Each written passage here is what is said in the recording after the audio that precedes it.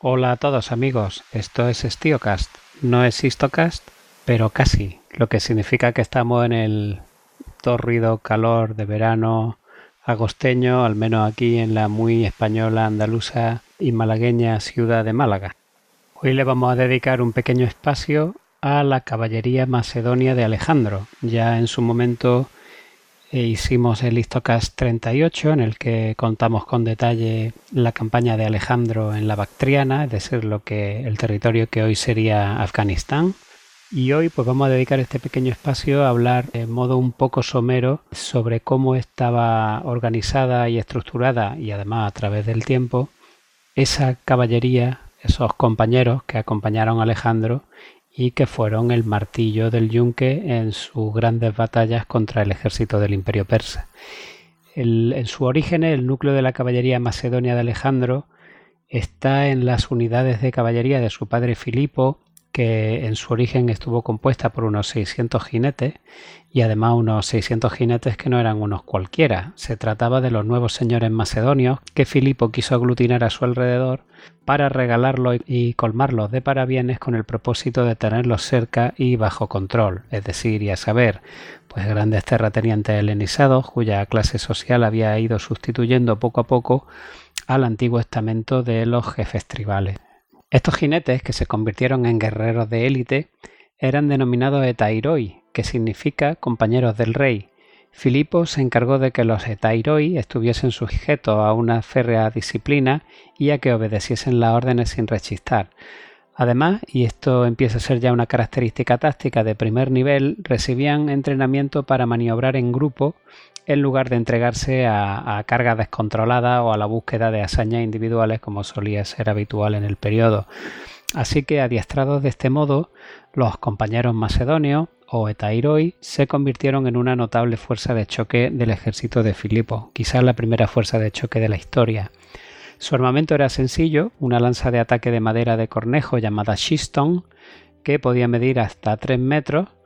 una reserva de jabalina y quizá un escudo de caballería junto con una coraza ligera que incluía la causia o casco beocio, que es este célebre casco macedonio de ala ancha que se puede ver en las esculturas que todavía se conservan de la época. Pero no quedó ahí la cosa. Con hombres escogidos entre los propios etairoi o compañeros, Filipo formó un cuerpo de jinetes especializados que fueron los catafractos o coraceros, que iban equipados con elementos de armadura de hierro o de bronce como petos, coraza y hombrera, parecidos, salvando la distancia, a la de los caballeros de la época medieval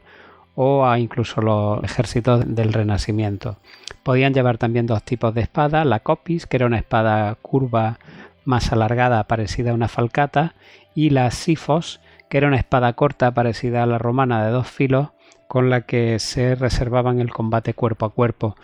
Esta fuerza de choque se convertiría con el tiempo en el martillo que habría de golpear contra el yunque. Algunas fuentes antiguas, como Diodoro, sitúa a los compañeros al mando de Alejandro en la batalla de Queronea, asestando el golpe de gracia al batallón sagrado de Tebas en el ala izquierda griega, aunque del contraste del conjunto de las fuentes antiguas no queda claro ese extremo en absoluto, porque hay también otras que dicen que el batallón sagrado entró en combate a la Sarisa con las fuerzas macedonias, es decir, probablemente con una falange.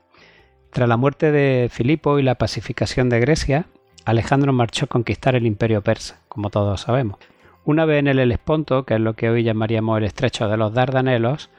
la caballería que acompañaba a Alejandro y a todo el ejército macedonio se componía de unos 1800 jinetes divididos en 8 ilai o escuadrones, de los que uno en concreto era el ile Basilike o escuadrón real, cuya misión era defender al rey cuando éste combatía a caballo, que por otra parte era en la mayoría de las ocasiones. Este escuadrón real o ile Basilike formaba una élite compuesta por una mayoría de cortesanos y compañeros que no ostentaban en un momento determinado un mando de tropa específico. El reclutamiento de estas unidades, de estas iles de caballería, se hacía por regiones. Los escuadrones de cuyo origen se tiene conocimiento procedían de las zonas de Tracia en las que Filipo había establecido guarniciones militares, como podían ser, por ejemplo, Botia, Anfípolis, Apolonia o Antemunte. Se conocen dos unidades que son probablemente anteriores a esta estructura organizativa, que serían una misteriosa unidad citada por Arriano, el Ileleugeo, que podría ser muy anterior a la institución del reclutamiento por regiones, y estaba también la caballería de la Alta Macedonia, que también cita a Arriano, y que era otro grupo regional, aunque no hay pruebas de que marchase a Asia. Quizás formase parte de los 1500 soldados de caballería que se quedaron con el ejército de la metrópoli bajo el mando de Antipatro cuando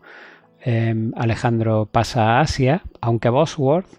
en su libro Alejandro Magno, del que he sacado prácticamente toda la información para hacer este Stiocast y cuya lectura recomiendo, estima que es mucho más probable que Alejandro reclutase tropas de todas las regiones de su reino para llevárselas a Asia y dejase en Macedonia un pequeño remanente de cada una de las regiones de reclutamiento. En un principio no hay constancia de que los Ilai estuviesen integrados por unidades menores, y según parece cada escuadrón luchó como una unidad a las órdenes de su comandante regional, es decir, como un todo regional, es decir, no se mezclaban gente reclutada en una región con gente reclutada en otra región. En cuanto al número de hombres que integraba cada escuadrón o ile, solo se pueden hacer conjeturas. La Guardia Real pudo haber alcanzado los 300 jinetes hacia finales del reinado, pero no hay datos sobre cuáles eran sus fuerzas en el momento en que se cruzó el Helesponto. Diodoro, por ejemplo, habla de 1800, aunque no menciona si se refiere solo a los compañeros o si abarca también a otras unidades de caballería, pues tanto mercenaria como de las tropas aliadas de la Liga de Corinto que acompañaron a Alejandro en su marcha a Asia. Una vez al otro lado del Helesponto, en las distintas batallas campales que se libraron en Asia Menor hasta el derrumbamiento final del Imperio Persa, la caballería fue la principal fuerza ofensiva de Alejandro. De modo inmutable, la batalla se iniciaba con una carga de la caballería, generalmente en forma de cuña, que explotaba una brecha creada en las líneas enemigas y sembraba el caos en la retaguardia, mientras que la falange actuaba como una pisonadora sobre las tropas de vanguardia enemigas. Es decir, ya tenemos aquí de una manera muy clara el martillo y el yunque. Otro cuerpo de caballería que aparece también en las fuentes son los prodromoi. Estas tropas formaban un cuerpo de caballería que se asocia habitualmente al cuerpo de los compañeros o etairoi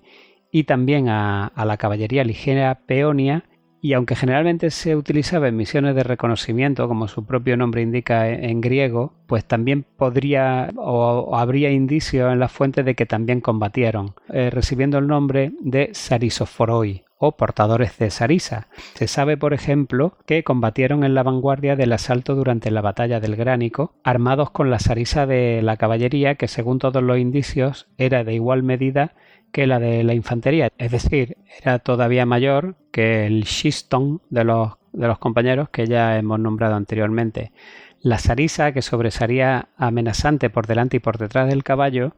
no podía utilizarse en formación cerrada sin peligro de muerte para las tropas propias. Estas armas no podían emplearse con provecho en la formación en cuña de los compañeros, que se utilizaba para el asalto y el choque, y además había que tener mucho espacio o bien formar en una sola línea extendida, en cuyo caso se obtendría una defensa eficaz contra asaltos frontales por parte de oponentes equipados con armas ligeras, pero no para mucho más. No era fácil, como se podrá imaginar, manejar una sarisa a caballo. No hay más que visualizar al jinete con un arma semejante montada en su cabalgadura. Requeriría del uso de ambas manos, por lo que el caballo debía ser dirigido con las piernas y todavía no se había inventado el estribo, con lo cual, en mi opinión, es toda una proeza. Testimonio gráfico de los prodromoi se puede apreciar en el célebre mosaico de la batalla de Isos encontrado en Pompeya, en la Casa del Fauno, que es del siglo III, apenas 100 años después de los hechos, y que es una copia del realizado por el pintor Filoxeno de Eritrea, que fue contemporáneo de Alejandro y que hoy en día pues está desgraciadamente perdido. Bueno, pues si echáis una mirada al mosaico, los prodromoi se pueden ver detrás de Darío a la derecha, donde asoman todas esas sarisas. Y también es curioso porque Alejandro portaría con su mano derecha una Shiston, que a pesar de su longitud, que hemos dicho que podía llegar a medir hasta 3 metros y que era el arma de los compañeros, pues se puede ver cómo en el mosaico la maneja con una sola mano. Los prodromoi también estaban divididos en hilai, es decir, en escuadrones, como los compañeros, y hubo por lo menos 4. El uso de las sarisas en la batalla, junto con el hecho de que Arriano los menciona sin ningún tipo de calificativo étnico, sugiere que fueron de origen macedonio, y aunque su organización era independiente de la de los compañeros o etairoi, todo indica que estaban incluidos en esos 1800 hombres que Diodoro atribuye a la caballería macedonia nada más cruzar el Helesponto. La diferencia operativa entre prodromoi y etairoi o compañeros era el arma principal. Como ya hemos comentado, los compañeros llevaban la schiston, que les permitía realizar ataques de choque en formación cerrada y en columna densa, en contraste con los prodromoi, que con sus largas sarisas pues estaban destinados a operar, como hemos visto, en condiciones más abiertas. Entre las tropas que cruzaron el Helesponto había también unidades aliadas de la Liga de Corinto y mercenarios. De estos contingentes, la caballería tesalia estaba compuesta probablemente por el mismo número de hombres que la macedonia y era casi equivalente en poder combativo. Al igual que los compañeros, estaba dividida en hilai o escuadrones, entre los cuales el contingente farsalio era el más prestigioso y numeroso. Además, cumplía funciones muy parecidas a las de los compañeros y, por ejemplo, protegió el ala izquierda de la falange en las 3 grandes batallas libradas en Asia Menor. La estructura organizativa de la caballería tesalia parece haber sido idéntica a la de la caballería macedonia, con hilai de base regional, con la diferencia de que el mando lo ostentaba siempre un comandante de origen macedonio. El resto de unidades de caballería aliada, que en su mayoría procedían de Grecia Central y del Peloponeso, fueron mucho menos importantes y eficaces, más escasas en número y menos destacadas en combate. A finales del año 331 a.C., Alejandro introdujo una reorganización en las unidades de caballería al dividir los hilai. Cada hile o escuadrón fue dividido en 2 lochoi, cada uno de los cuales fue puesto a las órdenes de nuevos subcomandantes ascendidos por méritos de guerra y ya no por un vínculo regional o étnico. Con esta serie de cambios, poco a poco, y una vez que Alejandro se interna en el imperio persa y acomete esas políticas de integración, todo esto que se dio en llamar la homonoia, la caballería pasa a tomar un tinte helenístico. Después del año 330 a.C., toda la caballería macedonia parece haber sido reorganizada. La unidad básica dejó de ser el hile y pasó a ser una nueva formación llamada hiparquía. Mencionada por Arriano, este sitúa su aparición durante la primavera del año 329 a.C., y cada hiparquía comprendía un mínimo de 2 hilai. El hile real también desapareció con este título o denominación y se sustituyó por el término agema, por lo que a partir de ese momento la guardia de a pie y de caballería de Alejandro recibieron el mismo nombre. El otro cambio fundamental de este periodo fue la presumible desaparición de los prodromoi. No hay constancia de que esta unidad entrase en acción con esta denominación tras la muerte de Darío, es decir, después de la batalla de Arbelas o Gaugamela, y existe una breve referencia a los sarisophoroi en el año 329 a.C., cuando al parecer todavía estaban agrupados en hilai, lo que daría pie a pensar que todavía no se habían organizado en hiparquías. Sin embargo, para entonces hasta la caballería mercenaria estaba organizada en hiparquía, lo que induce a pensar que todas las unidades macedonias hubiesen sufrido también esta transformación y por tanto los prodromoi, pues cabe pensar que también pasaron a formar parte de esa hiparquía. En cualquier caso, se trata de su última aparición como tal en las fuentes. Es la última vez que se los menciona y parece razonable deducir que fueron fusionados con la caballería de los compañeros y agregados, como hemos dicho, a esa hiparquía. No existen referencias sobre las causas que indujeron a Alejandro a acometer la reorganización, pero no cabe duda de que debieron ser de gran calado. Los términos técnicos, en especial los que responden a la tradición, no se suelen cambiar solo por gusto o por novedad. No cabe duda de que la ejecución de Filotas, el hijo de Parmenión y jefe de la caballería, tras su intentona de motín, véase o escúchese el Histocast 38 que he mencionado antes de Alejandro y Afganistán, pues estuvo relacionada de un modo u otro con este cambio. Tras la muerte de Filotas, Alejandro no quiso nombrar a un nuevo comandante de todo el cuerpo de la caballería, sino que dividió a los compañeros en 2 cuerpos. Uno a las órdenes de Clitos el Negro, el veterano comandante del hile real, que salvó la vida de Alejandro en la batalla del Gránico y al que el rey macedonio asesinó fríamente en una de sus fiestas de grande borrachera. Y el otro cuerpo lo puso a las órdenes de Hefestión, que era, como todos sabemos, su mejor amigo. La división se realizó por motivo de seguridad y pudo formar parte de una reorganización más general de la caballería para reducir los distintos lazos de lealtad personal y conseguir así una fuerza más homogénea y también menos peligrosa. En lo que respecta a las tropas orientales, que se fueron aglutinando poco a poco, que Alejandro fue aglutinando en su ejército, aunque sus generales no terminasen de comprenderlo, como ya vimos en el Histocast número 38, pues se sabe que Alejandro utilizó una unidad especializada de jinetes lanzadores de jabalina de origen persa a finales del año 330 a.C. En el invierno del 328 al 327 utilizó también a la caballería local en la campaña de la Sogdiana junto con las fuerzas macedonias. Más tarde desplegó unidades de caballería procedentes de Aracosia, de Sogdiana, de Parapamísada y Bactria en las batallas del río Hidaspes, y posteriormente Alejandro reforzaría también todos estos contingentes de tropas orientales con levas facilitadas por príncipes hindúes amigos. Hasta ese momento, la caballería oriental luchó en unidades étnicas y regionales independientes, con la única excepción del cuerpo de arqueros a caballo, reclutado en gran parte entre los dajos nómadas, que se desplegaba normalmente junto a las tropas macedonias. Mantuvieron su identidad sin mezclarse hasta su regreso a Babilonia, cuando se produce una cierta integración